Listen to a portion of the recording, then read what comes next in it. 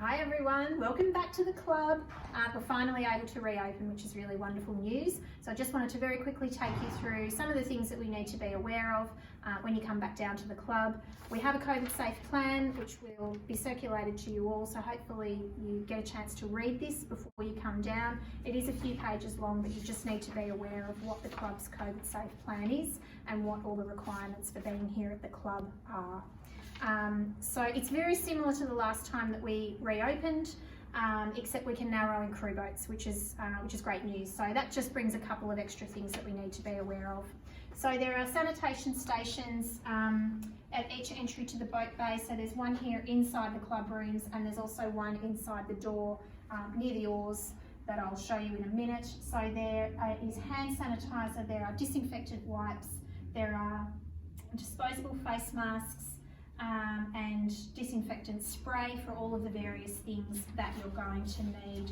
Similar to last time, during each session there'll need to be a safety officer nominated, and the safety officer is responsible for preparing all the wash buckets and washing materials and placing them outside so that everyone can wash their boats when they bring them off the water.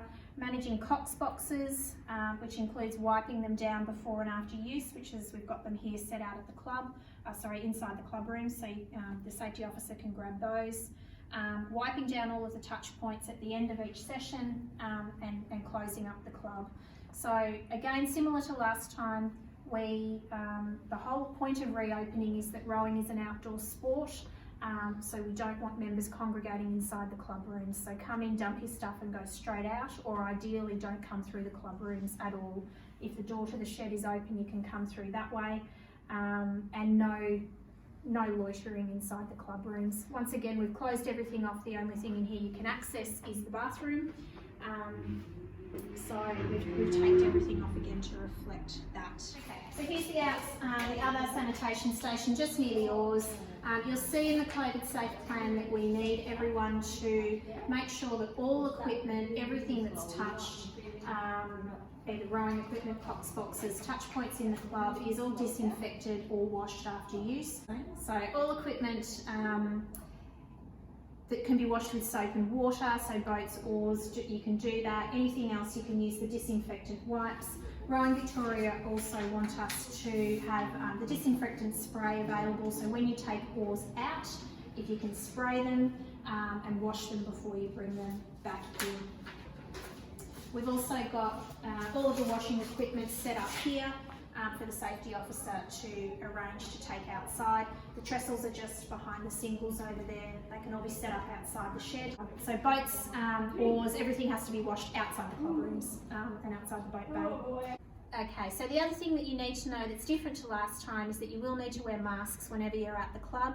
You can take them off when you're in the boat, so when you're training, but otherwise masks need to be on at all times. As I mentioned, there's spare masks here if for whatever reason you may need a mask. We'll set up the booking system again. Gemma's done a great job in building that on the website. It's very similar to last time, but this time we have to manage the number of people that are at the club, so that's limited to 10. So the booking system is more about booking your spot rather than booking a boat. So you will nominate which boat you want to use, but you actually need to book your spot as one of those 10 people per sessions. So each session is an hour long. They're on the hour, and you'll need to get in, row, get off the water, clean your boat, have your boat wrapped and away, and be gone within that hour. So we can't have a situation where we've got a lot of people crossing over at those times. So we need to make sure that everything that you do for your session is done within that hour. We realise that that's quite restricting at this point, but we will monitor it. We'll monitor how everyone uses the slots and the best way to work this, but we don't really understand how people are going to use the bookings yet. So we'll monitor that and make any changes that we need. The booking system is also our contact tracing system, so it's very important that names and phone numbers of every single person in your crew, including the COX, are included in that booking. If you don't include that information, we may cancel your booking because we need all of that information recorded for contact tracing purposes. If anything does change, if you have crew members change or you need to update who's going to be rowing, then just email the club and let us know so that we can record that as well.